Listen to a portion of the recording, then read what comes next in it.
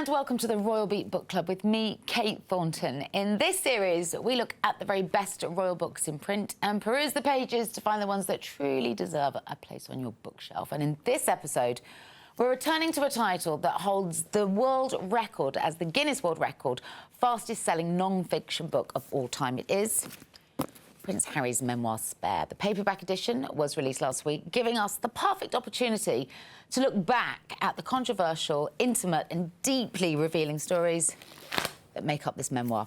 But we're not just rehashing the stories you already know. We're investigating how things have changed for Harry since the initial publication and whether he might have done things differently if he were writing and publishing today. And to help us do all of that, I'm delighted to be joined by royal commentator Afua Hagan, NBC's royal commentator Daisy McAndrew, and Jack Royston, chief royal correspondent for Newsweek. Welcome, one and all. Now, this is a blockbuster of a book. It's a milestone in publishing history, let alone royal history. Just remind us, Daisy, of the headlines, the many headlines that fell out of this.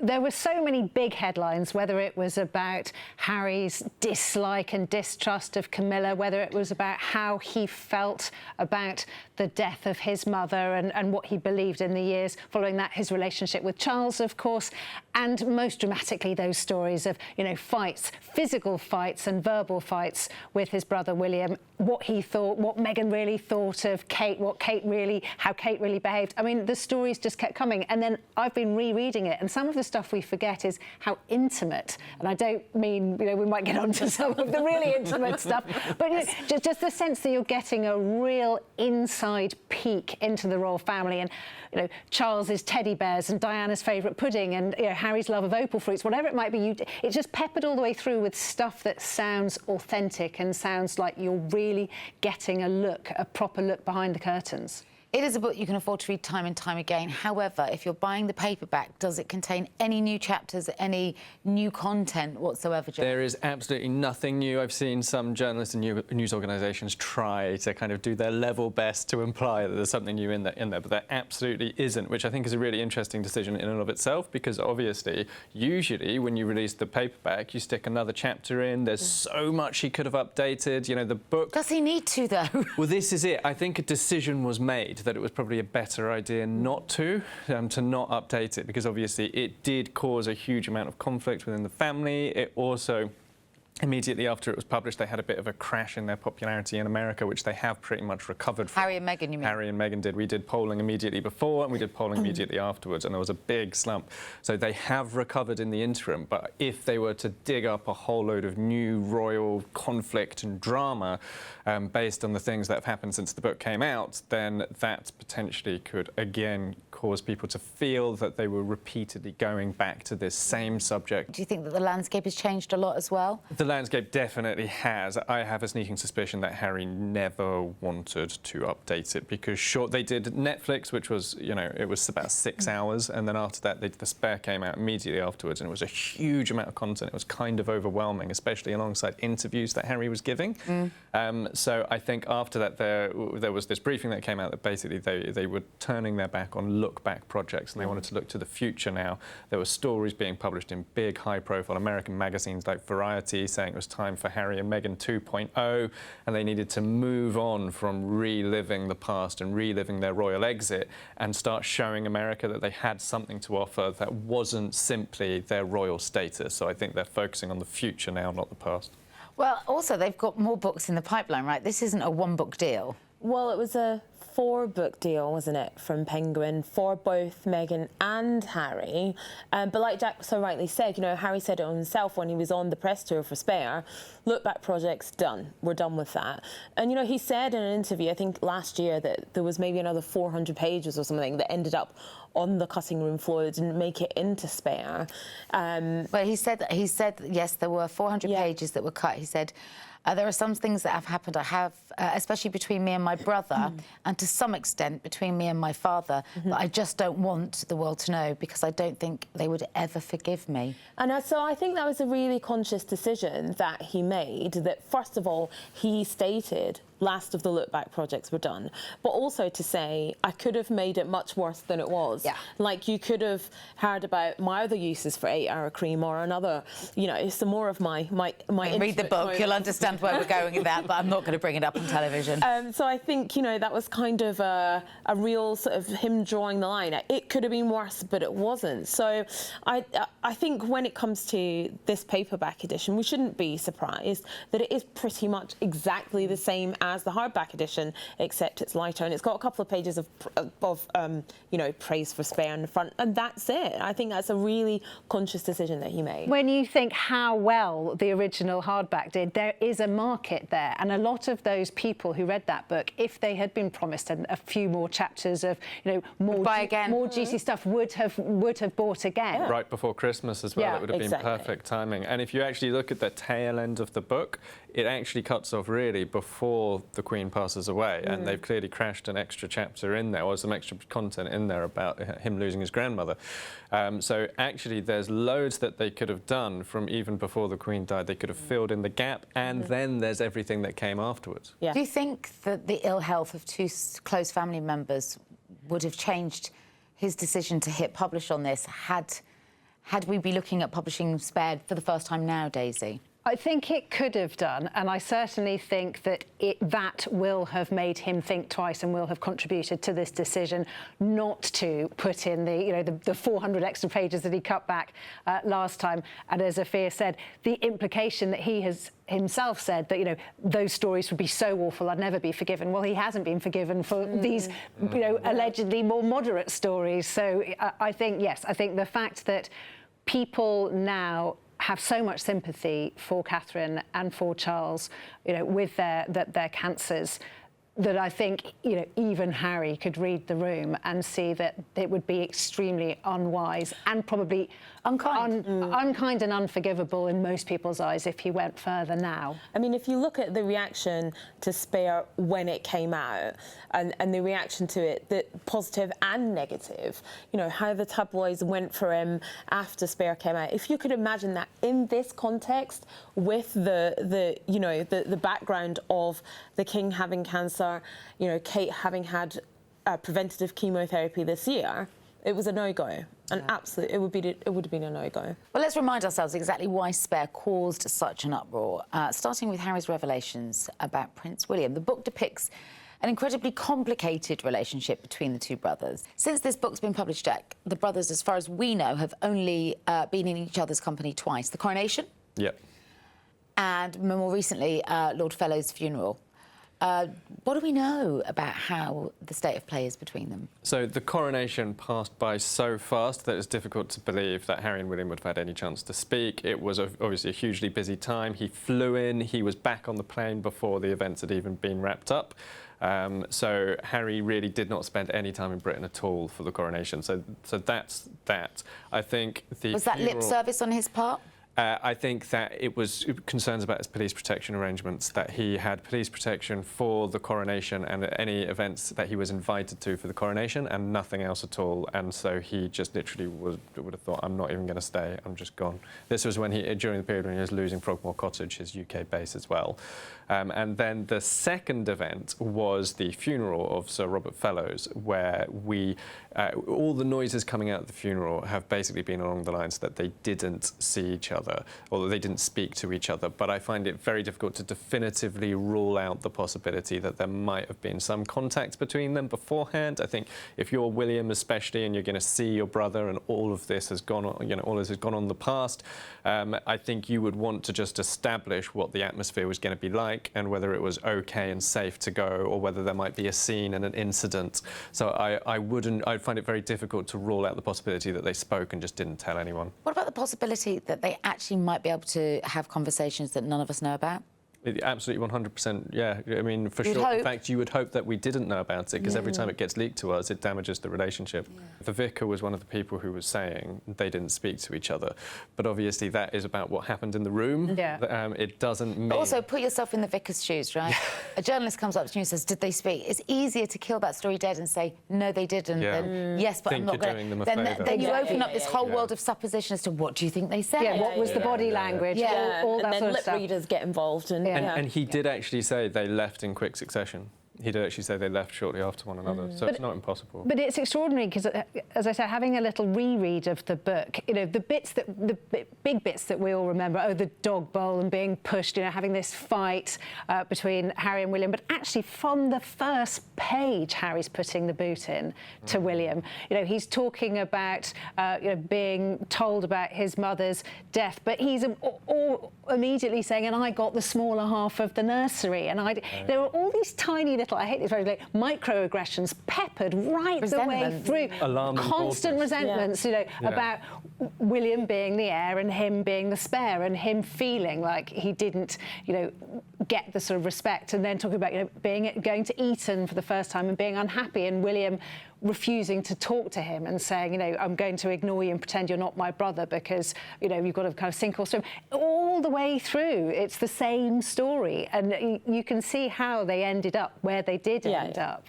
Yeah. In that respect, though, I can also. It's not the story we wanted to believe, though, is it? We wanted to believe that Diana's boys, they were tight, especially in the wake of her death, and that, you know, they were co-joined almost at the hip. That's what we wanted to believe. And we wanted the fairy tale. Yeah. And I think that's why, you know, there was such exception taking to Harry describing it differently, because, you know, we had sort of been fed this story that they were the best of friends, the best of brothers, each other's best men at each other's weddings, when in fact that absolutely was not the case. And so Harry really putting that in black and white, literally, that they were not close, that there was divisions between them. That, you know, when he said in that 2019 documentary with ITV, we're on different paths, everybody was super shocked. And, you know, now we know why. They've long been fractured. And I think, you know, where they are now, I agree with you, Jack, that potentially, yes, there's been private texts, private discussions behind closed doors, but they're certainly not best friends. They're certainly not bosom buddies. They're not, you know, on the same WhatsApp groups. I think we were all shocked to discover that there was less love than we had hoped at times between the pair of them. But the big shock also was the takeaways that from his take on what happened with Catherine and how what started out as a very positive relationship between him and her denigrated once Meghan came into play and became very divisive, Daisy. And again, when he talks about meeting Catherine for the first time and how, you know, she made him laugh and he made her laugh, and that she has this sort of deep silliness inside, you know, there was real affection in the way that he described her. And then, you know, even before the wedding, suddenly it's, you know, and I wore the Nazi outfit and guess who encouraged me to do it? Catherine. And it's like, you can't resist putting these digs in all the way through. And then, of course, things came Although to a he head could argue later, that that's not a dig, it's just a statement of fact, as according to his truth.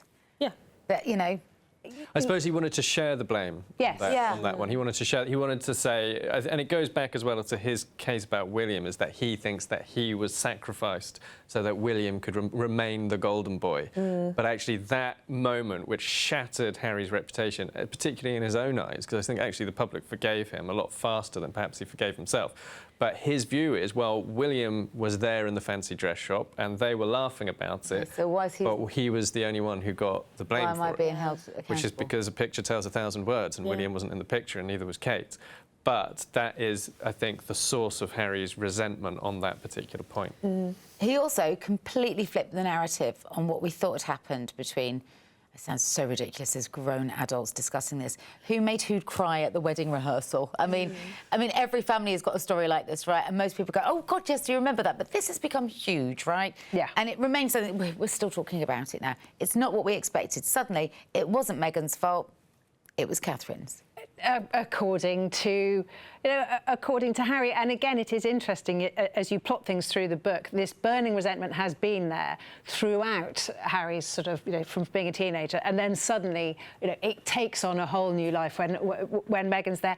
And certainly from his point of view, when Harry's explaining it, it's all about protecting the woman he loves, and it's all wrapped up into how he, you know, felt that nobody protected Diana, his mother, and he's determined not to make those mistakes. So which is understandable, right? Which is completely understandable from, you know, a mental health point of view, and he does talk about, you know, he talks in therapy speak a lot in the book. That was the other thing that really struck me when you read it cover to cover. You know, you can tell how much therapy he's had and how it comes out of him in the language he uses. But then, of course, when you actually dissect some of the, you know, the actual sins that have been, you know, done against him, and it is, as you say, you know, who made who cry, and, you know, the length of a bridesmaid dress, and as if it's the biggest issue in the world, it just all sounds a bit silly. Yeah, but it certainly put jaws on the floor the world over, didn't it? But I think when it comes to that story particularly, in the wedding week leading up to, you know, Meghan and Harry's wedding, the tabloids did their utmost best to paint, or continue, because it wasn't new, to continue to paint Meghan as this villain all week. And I think that story was really central to that. And then for Harry to say... And what he wanted was actually for the palace to go, do you know what, actually your narrative is wrong, and speak up for her. And he wanted her defended. Yeah, and that didn't happen at all. And so by him actually, you know, telling the other version of the story and flipping the script was him defending her and him saying, actually, you know, this is another opportunity, or this is the opportunity for me to fight back against all the stories that were told about them, and for them to speak about themselves. We should point out as well, actually, that the book isn't just a carpet bombing exercise of, you know, and take that and take that and take that. Spare also shares some very positive and somewhat surprising stories about his relationship with the king, his father. Were you surprised at the affection with which he wrote about his father? Yeah, at a time when they weren't getting on? Yeah, definitely. I was actually, you know, talking about his father writing him all these lovely letters, saying how proud he was. Yeah, and always calling him darling boy. And, you know, I think for me, those were the bits that really stood out, as well as, you know, Charles's teddy bear, like you mentioned. He was really, really very sweet and very loving about his father. Clearly a better relationship with him than he has with his brother. Yes and no. I mean, again, within the first couple of chapters, he says, you know, that his father never kissed him, never touched him, you know, never hugged him. And then later in the book, he's talking about multiple occasions where his father did, you know, kiss him tenderly on both cheeks, and he talks about how he was scared, frightened of the dark, and his father would tickle his face until he went to sleep. And you were like, it's like you're writing about two different men here. But I think when he was talking about the not being touched, not being hugged, that's when his father was telling him about the death of his mother. No, he actually does say never at all, that his father just couldn't do it because he hadn't been brought up in that way. It annoyed me that it was sort of hit and miss in his accusations. I wondered also whether some of that might be the ghostwriter J.R. Moehringer just being completely gobsmacked that Charles didn't hug him while telling him that his mother had died, because I mean, it is really shocking. It is shocking, and Harry doesn't actually say in the book, I really wanted a hug and Charles didn't give me one. It's just presented as this incredibly jaw-dropping fact. And so I wonder whether it kind of came out in their discussions, and then J.R. Moehringer was just thinking, you have to put that in the book. You can't not exactly. Put that in. And when he talks about staying with the family in Africa that he became so close to, and that couple, both the Tej and Mike, being full of the best cuddles he'd ever had, the biggest squeezes, you know, it was very poignant that this was something he really hadn't experienced. And you flip that story to the other side of the brothers, and you look at William and how much he seems to revel in the Middleton fold, and the fact that again that is a family that are maybe a little more tactile. And we see in the documentary that's just gone out on William trying to end homelessness. He is very tactile now in his public work as well, allowing people to hug him and touch him and doing selfies. And the recent video that Catherine put out saying that she'd finished her treatment, I mean, that was PDA City. People were absolutely astonished at how affectionate they were. Does that marry up with the narrative that we read in Spare? It's difficult to say. Yeah, because, I mean, And the narrative that we get from Spare is, you know, that Charles wasn't very affectionate, showed his love in other ways, possibly through the letter writing and all that. But I think what we get is you have these two boys that have, you quite rightly said, sought that affection and the touchy-feeliness that they needed out with their nuclear family. And I think that speaks huge volumes on its own. Yeah, and interesting, on the day of Kate and William's wedding, Harry says how, you know, kind of upset he was because he had always assumed he would marry first because it was what he'd always wanted. He passionately wanted to be a young husband and a young father, to build his own family, that Charles was too old to kick a ball around with him, and that he wanted to be completely different, and that he felt a sort of poignant sadness on the day of Catherine and William's wedding because Harry hadn't been the first, which again seemed mildly self-indulgent on the day that, to me, whether he should have just been thinking, I'm so happy for my brother. But I guess it's understandable if he'd always thought he was going to be first. Yeah.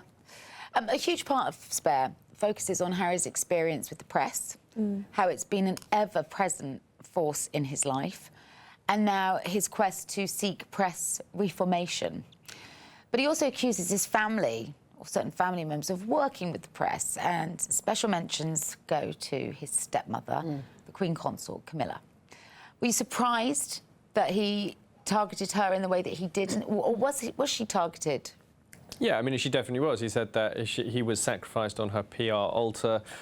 He makes it That sounds targeted, yeah. It's very targeted. Yeah, I'll go with that. And it's really striking, I think, that even at points when he's kind of trying to be nice about her, he still can't help but get a dig in as well. So when Charles and... He says that him and William opposed Charles and Camilla getting married, but then by the time the wedding comes around, he's in favour. He just wants Charles to be happy. He acknowledges that Camilla makes Charles happy, but then he says he has to say, maybe if she was happy, she'd be less dangerous. Yeah. So even when he's being nice to her, he has to get that little bit tacked on to the end. And I think one of the big and quite controversial This is funny, though, because bits... in other places where you say there is a little bit of contradiction at play in the book at times, he does say, you know, somebody says it must be quite difficult for you to accept Camilla, given what's gone before. And he's like, it's difficult for everyone. It's difficult for her too. And he does show the ability to be very empathetic to her position at that point. At times, but I think when you read it, every time her name pops up, even when he says something nice, he just peppers it with a little bit of spice about her, and, you know, accusing her of putting Tom Parker Bowles, her son's, you know, who had some issues with the press, of sacrificing Harry in order to get Tom off the front pages. I mean, that's a pretty dreadful thing to do, to sacrifice one child over the other. And then, you know, saying that she had leaked the first summit, as he called it, with William. You can see why Harry put two and two together, thought Camilla and William were the only people who knew about this, and of course the PA knew about it as well, and just assumed it was Camilla, and put it in print that she had done it. And, you know, and then multiple things, like saying that, you know, when he went to Kensington, I think it was Kensington Palace, and found that Camilla had turned his old bedroom into a dressing room of hers. And, you know, in this sort of, you know, she's usurped me and put her frocks, you know, where I used to sleep. And it just, all these just make him sound very bitter. And I think he is very bitter, but maybe with good reason. My takeaway from reading the book at the time, I mean, it is compelling. There is no doubt about it. It's a public record in so many ways. In years to come, we will refer back to it, and I think it's worth bearing that in mind. But with the Netflix documentary as well, is you're reading a man who is very much a work in progress. Yeah, he's healing, and I think, gosh, if I put myself in maybe the position of being his wife, my first response would be, let's just wait to do this, because you're not quite there yet. Yeah. Right, and you're still healing, you're still working all this stuff out, and you're just vomiting it onto the page. Yeah. You might overshare with Spare. Do you think he overshared? I think he probably did, but I think he views it as a form of healing. And that comes out very clearly when he talks about the therapist. Like mega journaling. Yeah. When he talks about the therapist who he says helped him the most, and he talks about, you know, some of those sessions, you know, very upsetting sessions, but the therapist says, and he's talking about his passion for bringing the tabloid press down. and his therapist tells him that he's become addicted, that he has an addictive personality. We know that. He talks very openly about drinking too much and doing, smoking too much weed and doing coke when he was only 17 and all these things, and then mushrooms later on. And then the therapist says, you've become addicted to this campaign against the press. And I do wonder whether it's not really helping him. And I think that actually, despite the advice of his father, which was leave well alone, no one wins here, it's admirable, isn't it, that he's trying to create a fairer, safer framework in which his children, who will be reported, will have to exist. Is that not commendable? Yeah, because it's not about bringing the press down, it's about press accountability. Absolutely. It's about holding people accountable for their actions.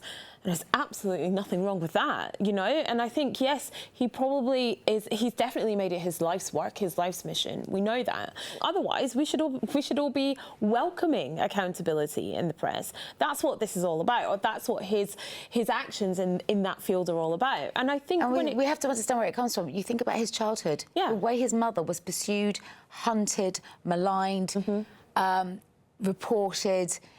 Of course there's going to be a point of obsession there because the world was obsessed with them. Yeah. And there's a feeling there that perhaps if she wasn't treated in the way that she was, if she was treated more fairly, perhaps she would have been alive today. There's definitely that feeling with him. Yeah. And there's a sense whether he's right or not. Yeah. And painful stuff when he goes back and retraces the scene of the death and the drive through the tunnel and comes away saying, it's not what I thought it was. It's literally a blink and you'll miss it underpass. Yeah. It's very moving, that. I think actually some of the stuff to Princess Diana is the most raw and emotional part of it. I mean, imagine admitting to the whole world that you determinedly felt that your mother was not dead. Yeah. That she was hiding. That she was in hiding, and you convinced yourself that this must be true. And then this process, when he drove through the tunnel, was part of him finally accepting the reality of what happened to her. And he also went through incredibly graphic details in the police file. He got his reporter to get hold of those photos and make himself look at them. Could you imagine? And even after seeing the photos of her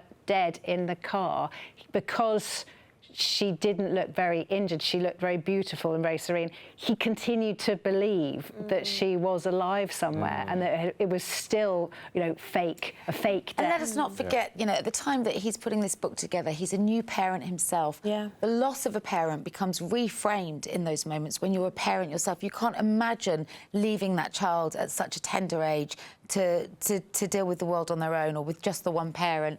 So that must bring a lot of that back up again, don't you think? Yeah, absolutely. I mean, it's clear that, yes, he's still healing. There's still a lot of trauma there. And for him to lose his mum at such a young age, but not really accept it until sort of a decade later. His mum literally died over and over again for him, looking at the pictures of her accident, And also think about us, if you thought, I can't look at a picture of my parent yet, I'm not ready for it, so you take them down in the house and on you get with your life as best you can. They can't walk through an airport without the chance of seeing a picture of Diana somewhere. Or to switch on a television screen and scroll through the channels and her not be there. It's very hard to escape. Yeah, very difficult. So I think we've got a real understanding of the heartbreak that has carried on being a presence in his life from the moment he lost her, and then even maybe before that with the divorce and the separation. When he insists that there's no more looking back now, what does looking forward look like? Is there a hope of any kind of reconciliation, do you think, for the family? I think I would not rule it out. I think it would be in everybody's best interests, which is why I don't want to rule it out. But it is slightly worrying that Harry, obviously, he dropped everything when he found out his father was ill, had cancer. Yeah. He flew straight to Britain. He got half an hour, 45 minutes with his dad before Charles went off to Sandringham. Then he came in May and he was told that he couldn't see his father. He released a public statement for his spokesperson saying Charles had other priorities. And he said, he ended it saying, Harry hopes to see him soon. And we are not aware that that has happened despite two further trips by Harry to Britain. And that is probably, I think, the biggest warning sign that actually it could be at full disintegration point now. Which, given, sorry to interrupt, which given Charles is in his mid-70s, has cancer, it just makes it even sadder. And we know the quote from the book saying, Charles saying to the boys, don't make my last years a misery. And that was before his cancer diagnosis. He was talking about his final years not being made a misery. It's just dreadful. I mean, if Charles having cancer hasn't brought them all together at this point, I honestly don't know what will. However, I would like to think that all is not lost. I don't think we could have a reign of a King William with this fractured relationship still in place. I think there will have to be some sort of reconciliation before then. Even if it's just put down your guns, boys. Yeah, but it's worrying that it is taking this long. Yeah, it's I very think sad. they are past the point where there's any prospect that they can talk their way through it. I think maybe they need to just agree not to talk about it anymore. To meet up and talk about other things, talk about their families, talk about their work. Let their children know one another. Let their children know one another. That's so sad that Archie and Lily aren't going to know George, Charlotte and Louis. Yeah. Yeah. Well, it's out on your bookshelves now in hardback and now paperback. That's all for today's show. My huge thanks to my guest, Afua, to Daisy, and of course to Jack. And if you're looking for more Royal Page Turners, take a look at Series 1 of the Royal Beat Book Club over on True Royalty TV. You can also always keep up